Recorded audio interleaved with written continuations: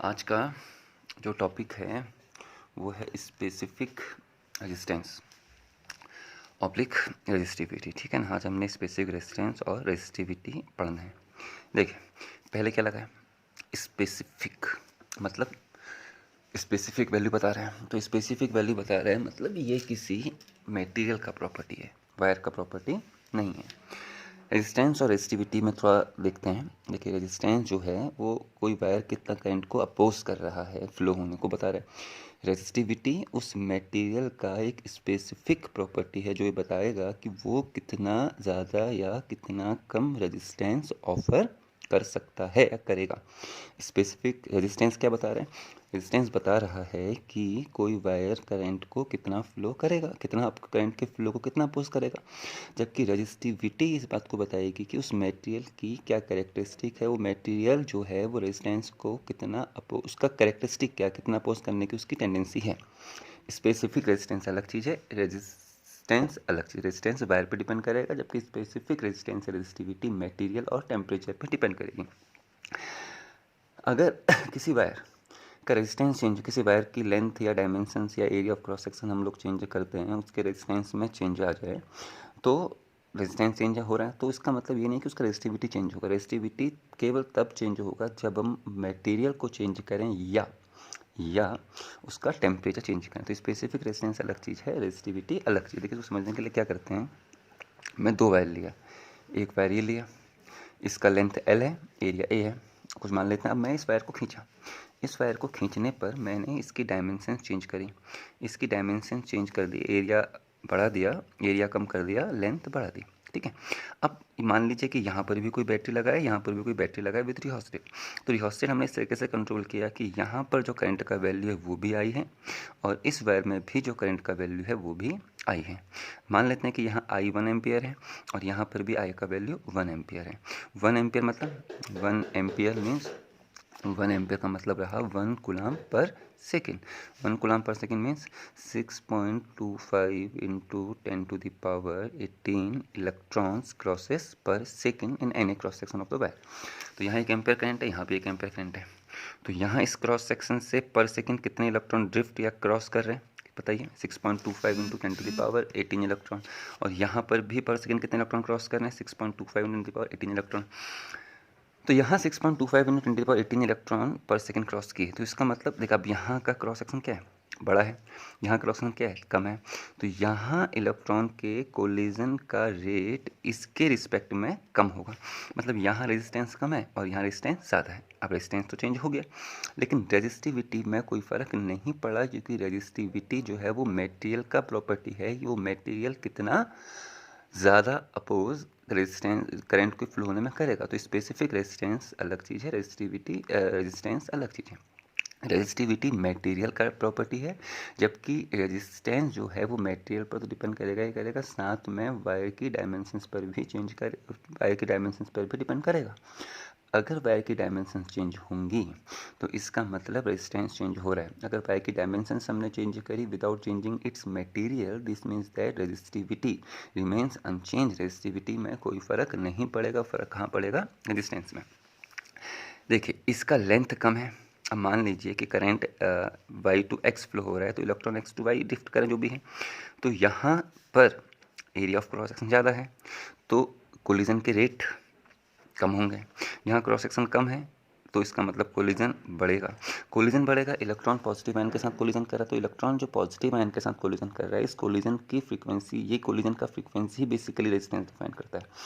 Electrons positive ion से जितने ज़्यादा बार टकराएगा एक सेकंड में, तो वो उतने ज़्यादा बार बैटरी की ली गई एनर्जी को पॉजिटिव आयन से टकराने पर लॉस भी करते रहेगा। मतलब उसका रेजिस्टेंस भी ज़्यादा होगा। तो यहाँ कोलिजन का रेट कम है, यहाँ कोलिजन का रेट ज़्यादा है। अब करंट अगर यहाँ y टू x आ रहा है तो लेंथ बढ़ा, तो ऑब्वियसली बात है, जितनी ज़्यादा बड़ी लेंथ होगी इलेक्ट्रॉन को कोलाइड करने का मौका उतना ज़्यादा मिलेगा। एरिया ऑफ क्रॉस सेक्शन कम है तो मतलब एरिया ऑफ क्रॉस सेक्शन कम है तो भी कोलिजन फ्रीक्वेंसी बढ़ी। यहाँ लेंथ कम है तो कोलिजन फ्रीक्वेंसी कम है, एरिया ऑफ क्रॉस सेक्शन ज़्यादा है तो भी कोलिजन फ्रीक्वेंसी कम है। तो इससे क्या कंक्लूजन निकलता है कि जो R है, R proportional to L।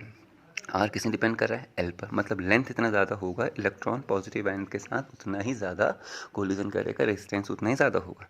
And R proportional to 1/a, area के इन्वर्सली प्रोपोर्शनल हम लोगों ने किया। क्यों किया एरिया के इन्वर्सली प्रोपोर्शनल?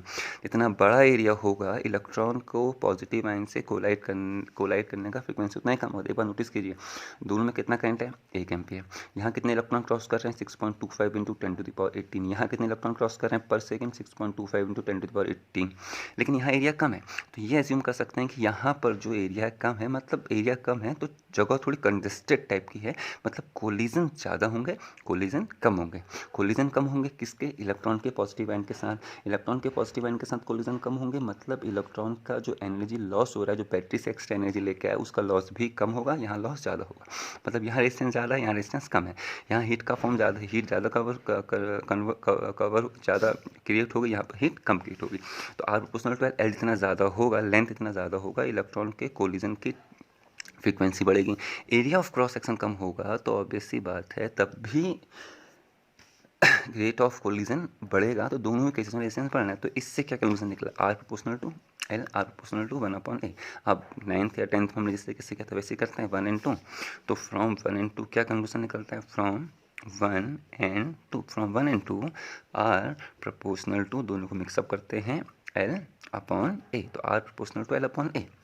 ठीक है, अब देखिए काम करते हैं, 2 वायर लेते हैं, एक वायर ये लिया और एक वायर ये लिया। 2 वायर हमने लिए, अब 2 वायर हम लोग सेम डायमेंशंस की ले रहे हैं, मतलब इस वायर का जो लेंथ है वो इस वायर का भी लेंथ है, इस वायर का जो एरिया है वो इस वायर का एरिया है, दोनों के लिए एल सेम है, दोनों के लिए ए सेम है। लेकिन ये दोनों वायर अलग अलग मटेरियल के बने हैं। अब दोनों वायर अलग अलग मटेरियल के, हमने 2 अलग अलग मटेरियल के बने वायर लिए जिनकी डायमेंशंस बिल्कुल सेम है। तो हमने ये पाया कि इन दोनों वायर का रेजिस्टेंस अलग अलग है। अब देखिए, दोनों के लिए एल का वैल्यू सेम है, दोनों के लिए ए का वैल्यू सेम है, डायमेंशंस दोनों के लिए सेम है, लेकिन दोनों का रेजिस्टेंस ऑफ है। तो यानी कि इनके अंदर इनका खुद का कोई ना कोई प्रॉपर्टी है जो इनके रेजिस्टेंस को डिफाइन कर रहा है। तो वही जो है वो क्या है, इनका स्पेसिफिक रेजिस्टेंस या फिर रेजिस्टिविटी। तो R equal to L proportional upon A, तो अब कांस्टेंट अगर हम लगाते हैं तो R equal to rho L upon A, where rho is a proportionality constant, जहाँ पर रो एक proportionality constant and this is depends on the material of the wire. ये वायर की मटेरियल पर डिपेंड कर रहा है। क्या पता लगा, इन दोनों वायर के लिए एल का वैल्यू सेम है, इन दोनों वायर के लिए ए का वैल्यू सेम है, लेकिन दोनों वायर अलग अलग मटेरियल की हैं, तो दोनों के लिए रो आर अलग अलग है। तो इसका मतलब कोई ना कोई चीज़ ऐसी है जो इन दोनों को इन दोनों में डिफरेंस कर रही है। तो वो क्या है, मटेरियल, और वही उसी से क्या आ रहा है, resistivity. The resistivity depends on material as well as temperature. Temperature पर कैसे डिपेंड करेगा हम बताएंगे आगे, क्योंकि टेम्परेचर बढ़ेगा तो पहले सोचिए हटाइए।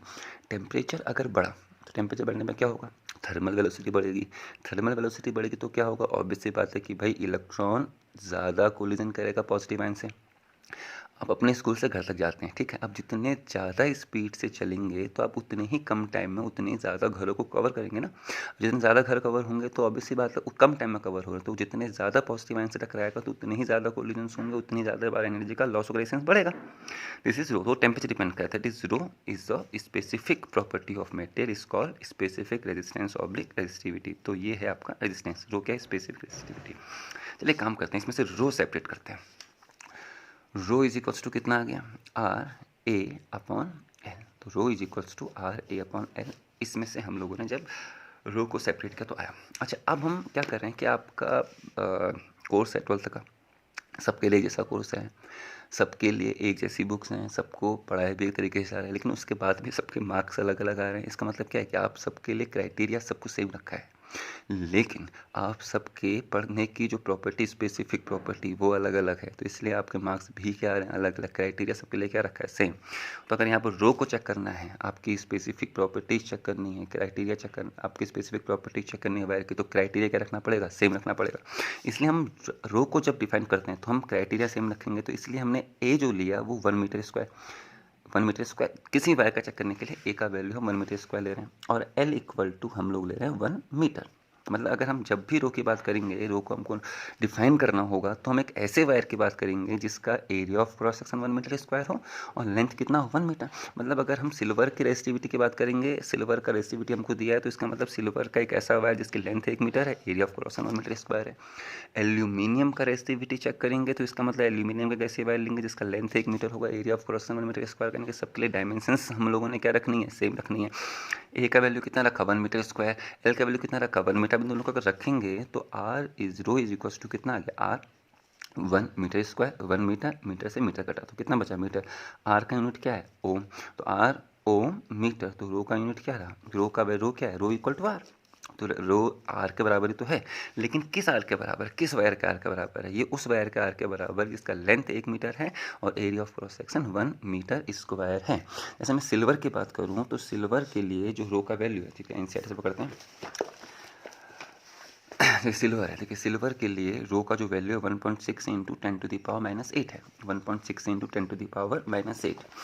कॉपर के लिए 1.7 इंटू 10⁻⁸, एल्यूमिनियम के लिए 2.7 इंटू 10⁻⁸, टंगस्टन के लिए 5.6 इंटू 10⁻⁸, आयरन के लिए 10 इंटू 10⁻⁸, प्लेटिनियम के लिए 11 इंटू 10⁻⁸। इसका मतलब क्या है, अगर हम सिल्वर का एक वायर लें, हम सिल्वर का एक वायर लें, हम सिल्वर का एक वायर लें जिसका लेंथ 1 मीटर हो, इसका लेंथ कितना है 1 मीटर, सिल्वर की बात कर रहे हैं, एरिया ऑफ क्रॉस सेक्शन कितना है 1 metre square.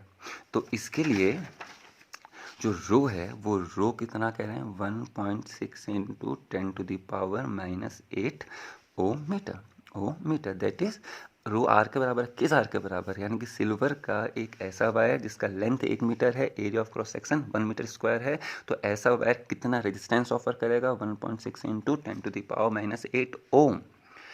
The resistivity of a material is defined as the resistance offered by the wire made by this material of length 1 meter and area of cross section 1 meter square। किसी भी wire का, किसी भी material का resistivity उसी material के बने wire के रेजिस्टेंस के बराबर है जिस वायर का लेंथ 1 मीटर और area of cross section 1 metre square है। और ये सभी के लिए क्राइटेरिया सेम रखा जाएगा। अगर लेंथ बढ़ा दी जाए, लेंथ घटा दी जाए तो इससे रेजिस्टेंस पर फ़र्क पड़ेगा, रेजिस्टिविटी पर कोई फ़र्क नहीं पड़ेगा। मेरी बाइक 1 लीटर में कितना चलती है ये इसका रेजिस्टिविटी है, मेरी बाइक टोटल कितना चलती है वो उसका रेजिस्टेंस है। सिंपल सा कैसे के समझें, मैं जितना ज़्यादा तेल डालूंगा बाइक उतना ही ज़्यादा चलेगी, लेकिन अभी भी 1 लीटर में उतना ही चलेगी जितना पहले चल रही थी। मैं 10 लीटर तेल डालूँ, तब भी मैं 10 लीटर तेल डाला तो टोटल 10 लीटर में कितना चली, उस बात से नहीं फ़र्क पड़ना है। हमको ये देखना है कि 1 लीटर में बाइक कितना चल रहा है, वो उसका स्पेसिफिक वैल्यू को डिफाइन कर रहा है। तो what is the resistivity of silver 1.6 into 10⁻⁸ ohm metre. क्या मतलब निकला इसका, if you made a wire by silver material of length 1 metre and area of cross section 1 metre square, so it offer a resistance of 1.6 into 10⁻⁸ ohm. Copper की बात करते हैं तो copper का जो रो होता है वो 1.7 इंटू 10⁻⁸ ओम मीटर है। तो इसका मतलब क्या, if you made a wire of copper material, देखिए अब हम यहाँ पर समझने कुछ कीजिए, हमने कॉपर मटेरियल का वायर लिया, इस कॉपर मटेरियल के वायर का लेंथ कितना है 1 मीटर, इस कॉपर वायर का एरिया कितना रहा 1 मीटर स्क्वायर। अब देखिए ऊपर कौन है, सिल्वर है, नीचे कौन है, कॉपर है, दोनों में क्या चीज़ रखी सेम, क्राइटेरिया दोनों के लिए सेम रखा। दोनों की लेंथ कितनी है 1 मीटर, दोनों का एरिया ऑफ क्रॉस कितना है 1 मीटर, लेकिन दोनों वायर ने जो रेजिस्टेंस ऑफर किया वो अलग अलग है। मतलब इसका रेजिस्टेंस ऑफर करने का प्रॉपर टेंडेंसी इससे कम है, तो इसका स्पेसिफिक वैल्यू कम है और इसका स्पेसिफिक वैल्यू ज़्यादा है। सिल्वर का 1 मीटर लंबा, कॉपर का 1 मीटर लंबा और 1 मीटर स्क्वायर एरिया वाला वायर का जो रेजिस्टेंस है वो 1.7 इंटू 10⁻⁸ है। तो ये ज़्यादा रेजिस्टेंस ऑफर करे इससे कंपेयर में, दोनों का क्राइटेरिया हम लोगों ने सेम रखा। अगर हम एल्यूमिनियम की बात करें तो हमने तीसरा वायर लिया एल्यूमिनियम, एल्यूमिनियम के वायर का लेंथ भी कितना रखा 1 मीटर, एल्यूमिनियम के वायर का एरिया ऑफ क्रॉस कितना रखा 1 मीटर स्क्वायर, तो इसका रेजिस्टिविटी कितना है 2.7 इंटू 10⁻⁸ ओम मीटर। अब क्लियरली समझिए, देखिए तीनों के लिए लेंथ कितनी है एक मीटर, तीनों का एरिया ऑफ क्रॉस कितना है 1 metre square, but they all are offer different resistances, इनका रेजिस्टेंस अलग अलग है। एल्यूमिनियम का रेजिस्टेंस सबसे ज़्यादा है, जबकि तीनों की लेंथ क्या है, सेम है, तीनों का एरिया ऑफ क्रॉस सेक्शन क्या है, सेम है, लेकिन तीनों ने रेजिस्टेंस क्या ऑफर किया, अलग अलग। दैट इज ये किसकी प्रॉपर्टी आ गई, मटेरियल की। तीनों में डायमेंशन सेम है, क्या अलग है, मटेरियल अलग अलग है। तो मटेरियल अलग अलग होंगे तो आपका स्पेसिफिक रेजिस्टेंस भी अलग अलग होगा। तो it is specific resistance represented by rho. समझ में आ गया। आर किस में डिपेंड कर रहा है, एल जितना ज़्यादा होगा रेट ऑफ कोलिजन उतने ज़्यादा होंगे। किस में डिपेंड कर रहा है, एरिया पर। एरिया जितना ज़्यादा होगा रेट ऑफ कोलिजन उतने ही कम होंगे, रेट ऑफ कोलिजन कम होंगे, एनर्जी का लॉस कम होगा, रेजिस्टेंस कम होगा, यानी कि आर का वैल्यू भी कम होगा। दोनों को मिक्सअप किया तो एल अपॉन है। अब इन तीनों में एल सेम है, इन तीनों में ए सेम है, लेकिन तीनों के आर अलग अलग हैं। तो कोई ना कोई प्रॉपर्टी ऐसी है जो इनको डिस्क्राइब, जो इनमें डिफरेंस कर रहा है, वो क्या है, इनका specific value of resistance is called specific resistance. This proportionality coefficient is called specific resistance. हमने रो सेपरेट किया तो rho equal to R A upon L. हमने ए सबके लिए सेम लिया, हमने एल सबके लिए सेम लिया, 1 मीटर स्क्वायर और 1 मीटर। तो 1 मीटर स्क्वायर 1 मीटर लेंगे तो rho equal to R ohm metre. R का यूनिट ओम है, ए का यूनिट मीटर स्क्वायर, एल का यूनिट मीटर, मीटर से मीटर कटा तो rho equal to R ohm metre. तो ये है आपका specific resistance oblique resistivity. It is depends on the material of the wire. ठीक है। अब देखिए इसको हम लोग करंट डेंसिटी के टर्म में डिस्क्राइब करने की कोशिश करते हैं। करंट डेंसिटी के टर्म में देखिए आर इज इक्वल्स टू क्या है, देखिए R is equals to R proportional to L, R proportional to 1 upon R equal to rho L upon A. ये अभी हम लोगों ने पढ़ा। ठीक है। अब एक काम करते हैं, ओम्स लॉ लगाते हैं। Ohm's law V equal, Ohm's law नहीं basically potential drop V equal to I. अगर आर कांस्टेंट है तो ये ओम्स लॉ है, V equal to I R. तो यहाँ से आर कितना है, R equal to V upon I. तो R equal to V upon I यहाँ से हमने सेपरेट किया, तो इस आर का वैल्यू पुटअप करते हैं। तो आर इक्वल टू कितना आ गया, वी अपॉन आई। तो R equal to V upon I is equals to R का वैल्यू हमने वी अपॉन आई पुटअप किया is equals to rho L upon A. ठीक है। एल को यहाँ, एल को यहाँ, आई को यहाँ, तो V upon L is equals to rho I upon A. चलिए एक वायर लेते हैं, ठीक है ना। इस वायर का, इस वायर है, इस वायर के अक्रॉस हमने एक बैटरी लगाई, ठीक है। इस बैटरी का पोटेंशियल हम लोगों ने भी कहा। तो मान लेते हैं इसमें करंट फ्लो हो रही है आई, लेंथ कितना है, एल है। अब हमने वी वोल्ट लगाया, लेंथ एल है, तो कितना इलेक्ट्रिक फील्ड सेटअप होगा वायर के अंदर, ई। और ई इज इक्वल्स टू कितना होता है, V upon L. Yes, V upon L. तो वायर के अंदर किसी पॉइंट माइक्रोस्कोपिक पॉइंट पर इलेक्ट्रिक फील्ड कितना है, वी अपॉन एल। अच्छा उसी पॉइंट पर करंट डेंसिटी मान लेते हैं जे, कितनी होगी भाई, I upon A, area of current passing per unit area, perpendicular to per unit area. तो वी अपॉन एल इसके बराबर बन गया, ई के बराबर। तो V upon L equal to E rho, I upon A किसके बराबर है, जे। तो E equal to rho into J, E equal to rho into J. अगर वेक्टर फॉर्म में लिखते हैं, वेक्टर फॉर्म में तो इजी वेक्टर फॉर्म है ना, कोई दिक्कत नहीं है, क्योंकि ये वेक्टर ये स्केलर, तो सिंपल बात, अगर ये वेक्टर तो ये भी वेक्टर होगा। तो E is equals to rho into J. तो it is electric field, current density and specific resistance, and it is called vector form of Ohm's law. Vector form of Ohm's law, vector form of Ohm's law, vector form of Ohm's law। ठीक है। या micro Ohm's law in microscopic form भी इसको हम लोग कह सकते हैं, vector form of Ohm's law या Ohm's law, Ohm's law in, Ohm's law in microscopic form, microscopic form. ठीक है। तो E equal to rho into J, it is Ohm's law in microscopic form. ठीक है ना। क्या किया, R equal to rho L upon A, V equal to I R, R equal to V upon I, V upon I. फिर हमने separate किया, इधर तो सेपरेट किया, तो एल आई यहाँ, एल यहाँ, तो वी अपॉन एल।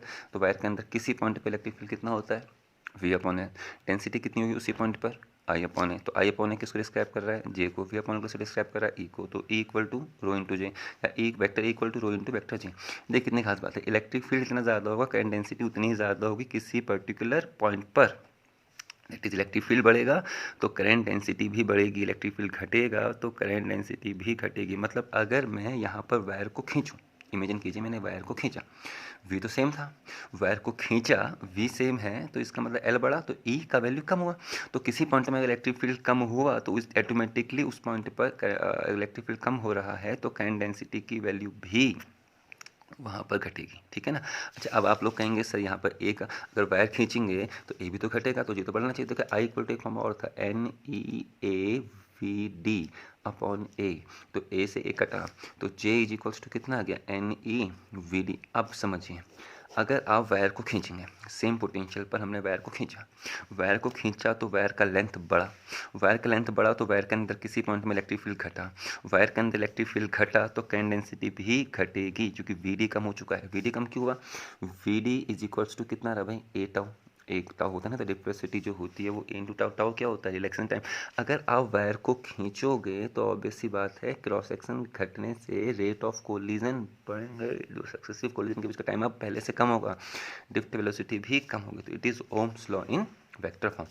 देखिए V equal to I R, V पूरे वायर में अप्लाई किया है, किसी पॉइंट में नहीं, पूरे वायर में अप्लाई किया। आर पूरे वायर का प्रॉपर्टी है, करंट पूरे वायर में फ्लो हो रहा है, तो वी मैक्रोस्कोपिक प्रॉपर्टी कंसीडर कर सकते हैं, पूरे वायर में अप्लाई है। आर पूरे वायर का प्रॉपर्टी, इसको मैक्रोस्कोपिक कह सकते हैं। करंट आई ये भी वायर का प्रॉपर्टी, इसको भी मैक्रोस्कोपिक कह सकते हैं। तो वी आई और आर तीनों ही मैक्रो हैं। वी को हम लोग रिप्लेस करते हैं ई से, रिप्लेस करने का मतलब हमने डेरिवेशन ड्राइव किया। तो वी को अगर हम ई से कंपेयर करें तो आई को कंपेयर करेंगे हम लोग जे से, और आर को किससे कंपेयर करेंगे, रो से। तो कितना ईजी है, देखिए V equal to R into I का ये मैक्रोस्कोपिक है, या पूरे वायर का अगर किसी मैट्रिक पॉइंट पे बात करनी है, माइक्रोस्कोपिक किसी पर्टिकुलर पॉइंट पे बात करनी है, तो वी की रिप्लेसमेंट किससे होगी, ई से। आर की रिप्लेसमेंट किससे होगी, रो से। और आई की रिप्लेसमेंट किससे होगी, जे से। तो E equal to rho into J. It is Ohm's law in microscopic form और vector form, it is Ohm's law. ये पूरे मटेरियल के लिए है, ये मटेरियल के अंदर किसी पर्टिकुलर पॉइंट के लिए है, it is Ohm's law in microscopic form और वेक्टर फॉर्म। चलिए, तो लगता है क्लियर हो गया होगा, इसको कॉपी में कीजिएगा, नहीं कोई डाउट होगा तो आप पूछते हैं, सब कुछ लोग तो पूछते हैं फ़ोन करके क्या डाउट है क्या नहीं है। जिनको डाउट है वो क्लियर कर सकते हैं, लेकिन कॉपी क्लियर करने के बाद ही आप इसको कॉपी में कीजिएगा, ठीक है। तो स्पेसिफिक रेजिस्टेंस और रेजिस्टिविटी, स्पेसिफिक रेजिस्टेंस मटेरियल का स्पेसिफिक प्रॉपर्टी है, रेजिस्टेंस वायर उस मटेरियल से बने वायर का प्रॉपर्टी है। अगर रेजिस्टेंस चेंज होगा तो स्पेसिफिक, इसका मतलब ये नेसेसरी नहीं है कि स्पेसिफिक रेजिस्टेंस भी चेंज हो, लेकिन अगर मटेरियल चेंज हो गई, स्पेसिफिक रेजिस्टेंस चेंज हो गया, तो इसका मतलब रेजिस्टेंस चेंज होगा ही होगा। What is rho specific resistance, कहाँ क्या डिफाइन कर रहा है, हमसे कहा गया कि तो स्पेसिफिक, एक काम करते हैं मरकरी पकड़ते हैं, मरकरी नहीं, मरकरी में गड़बड़ हो जाएगा, नाइक्रोम पकड़ते हैं, ठीक है। नाइक्रोम ऑलमोस्ट लगभग 100 इंटू 10⁻⁸ ओम मीटर, ठीक है।